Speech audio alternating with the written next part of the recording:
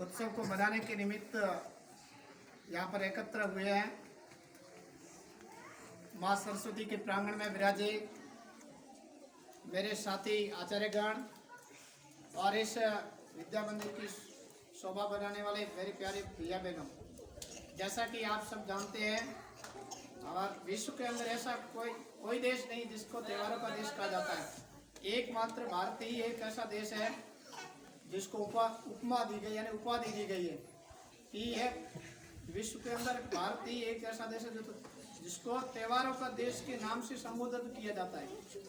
इसके पीछे कई कारण है। हमारे यहाँ एक हिंदी की सूक्ति चलती है कि 7 वार और 9 त्यौहार आते हैं।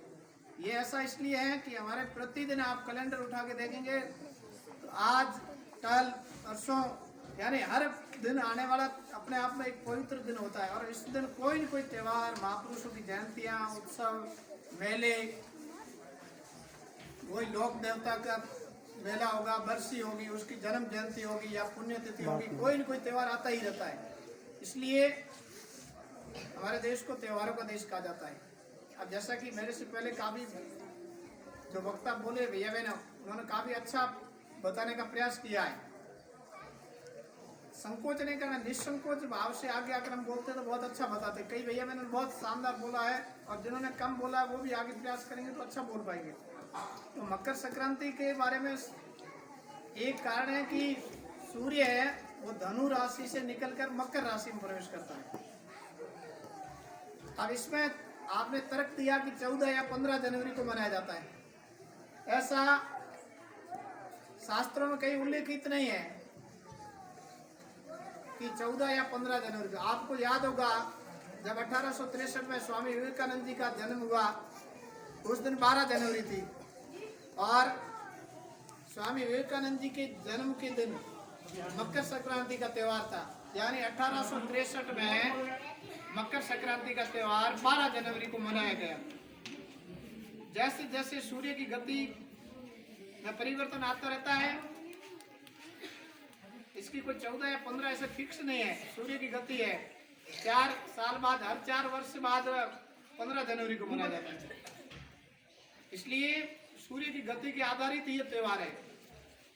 मकर संक्रांति 2 शब्दों से मिलकर बना। एक तो मकर राशि में प्रवेश करता सूर्य, संक्रांति यानी स उपसर्ग लगाते हुए शब्द जुड़ा, संक्रांति, क्रांति को सही ढंग से करना। क्रांति किसकी? अपने जो पीछे के बुरे काम है उसको छोड़ते हुए जितने भी शुभ कार्य है वो सारे इस मकर संक्रांति के दिन के बाद से ही शुरू होते हैं। और ये बीच का जो काल है ये मड़ मास के नाम से जाना जाता है। इस मड़ मास में किसी भी प्रकार के धार्मिक कार्य पूरी तरह से बंद है। यानी कोई भी हमारे घर में शादी है, त्योहार है, कोई धार्मिक उत्सव है, मुहूर्त है, कोई नई चीज खरीदने का अगर कोई कारण है, सारे इस पर रुकावट यानी सारे रोके हुए हैं। आपने महाभारत में भीष्म पितामह का नाम सुना होगा, जिनको तीरों की सैया मिली थी, तीरों के ऊपर सोए रहे 6 महीने तक। उसका एक ही कारण था, मड़ मास का समय था और उनको इच्छा मृत्यु का वरदान था। जब चाहेंगे तब उनकी मृत्यु होगी।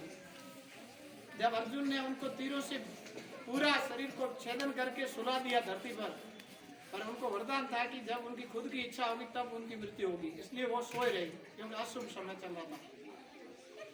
यानी इच्छा मृत्यु का वरदान होने के कारण उनकी मृत्यु खुद के हाथों में थी। इसलिए उन्होंने समय तय किया कि मैं अभी मेरी मृत्यु नहीं होगी, इसलिए 6 महीने तक सोए रहे। और जब मकर संक्रांति का पवित्र दिन आया उस दिन उन्होंने अपने प्राण त्यागे। यानी ये जो बीच का संक्रमण काल माना जाता है ये बहुत ही अशुभ माना जाता है। अब जो आज से आगे शुरू होंगे दिन, अब आज देखेंगे आज 2-3 दिनों से पिछले दिन है, दिन में कम से कम लगभग 30 मिनट का परिवर्तन आ चुका है। यानी 30 मिनट दिन हुआ बड़ा, आधा घंटा दिन का समय बढ़ गया है। अभी भी आप देखेंगे बाहर धूप इतनी है कि गर्मी का मौसम यानी एहसास ऐसा हो रहा है। अब सूर्य है, आप देखेंगे अभी सूर्य अस्त हो रहा है, वो पूरा दक्षिणायन यानी दक्षिण भाग में जाके अस्त हो रहा है। अब आप जनवरी देखना, सूर्य की दिशा है एकदम बदलती और जैसे फरवरी आएगी सूर्य पूरा उत्तरायण में आ जाएगा एकदम इधर, और सूर्य की किरणें एकदम सीधी पड़नी शुरू हो जाएगी। यानी जैसे सीधी किरणें पड़ेगी धरती पर और उस समय गर्मी का मौसम शुरू हो जाएगा। यानी सूर्य भी है वो अपने दिशा परिवर्तन करके अपनी सही दिशा पर आ रहा है। अब विशेषकर हमारे यहाँ भारत में अलग राज्यों में अलग अलग प्रकार के नामों से इसको जाना जाता है। जैसे तमिलनाडु की तरफ जाएंगे तो उधर पोंगल के नाम से जाना जाता है, केरल की ओर जाएंगे तो वहाँ ओणम के नाम से जाना जाता है, इधर पंजाब में आएंगे तो लोहड़ी के नाम से जाना जाता है। यानी ये फसल जब पक जाती है तो उसका उत्सव मनाते लोग, किसान लोग हैं, इसका उत्सव मनाते, खुशी मनाते फसल पकने की, और उसका अलग अलग राज्यों में अलग अलग नाम से इसको जाना जाता है।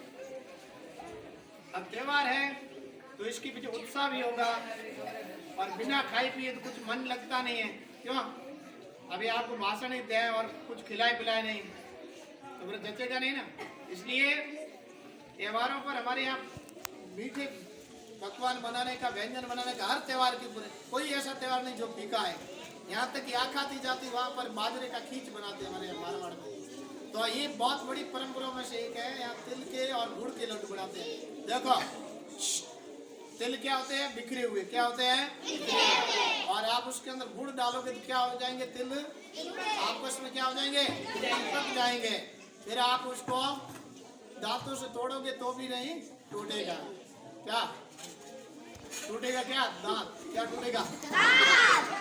तो कोई व्यक्ति था, उसको लड्डू दिया कि तोड़ना है, उसने हाथ से प्रयास किया, काफी देर तक उसने कोशिश की, लेकिन वो लड्डू टूटा नहीं। उसने कहा चलो हाथ से नहीं टूटा, दांतों से प्रयास किया, नहीं टूटा। उसने क्यों नहीं के बीच में यहाँ डाल के कुआड़ी का से दबाया कि मैं पहलवान आदमी हूँ, देख कर टूट जाता। थोड़ी देर करा टूट गया। लोगों ने वाह बहुत पहलवान आदमी। उसने कहा लड्डू नहीं टूटा, मेरा हाथ टूट गया। रीजन है कि तिल क्या करते हैं, गुड़ है वो तुम लोग क्या करता है? जोड़ के रखता है। क्या जोड़ के रखता है? हमारे समाज में भी ऐसे लोग रहते हैं जो गरीब है, पिछड़े है, पढ़ाई में पिछड़ गए, या किसी न किसी कारणवश समाज में पिछड़े हुए लोग रहते हैं, पढ़ाई में नहीं पढ़ पाते हैं, या उनके साथ किसी भी प्रकार के कोई कमी है, शिक्षा के क्षेत्र में है, अनेक क्षेत्रों में, तो उनको क्या करना? तिल और गुड़ की तरह क्या करना? समाज को जोड़ना। क्या करना? जोड़ना। ऐसा जोड़ना जिस प्रकार तिल के लड्डू नहीं टूटते, समाज आपस में क्या रहे? एकजुट। क्या रहे? एकजुट। एकजुट कब रहेगा? जब हम सामने वाले को अपने जैसा ही समझेंगे। क्या समझेंगे? अपने जैसा ही। सबको भगवान ने बनाया है, इसलिए सबको समान भाव से देखना। और संक्रांति के अवसर पर संकल्प लेंगे कि हम किसी के साथ भी इस तरह का व्यवहार नहीं करेंगे जो हमारे खुद को पसंद नहीं है। यानी हमारे को बनाने वाला भगवान एक है, तो हम उसको भी अपने बराबर मानते हुए आज इस त्योहार पर संकल्प लेते जाएंगे। और तिल और गुड़ की तरह क्या बनेंगे? मजबूत। क्या बनेंगे? मजबूत। और समाज को क्या करेंगे? एकजुट। क्या करेंगे? एकजुट। ठीक है, अभी प्रसाद बंटेगा।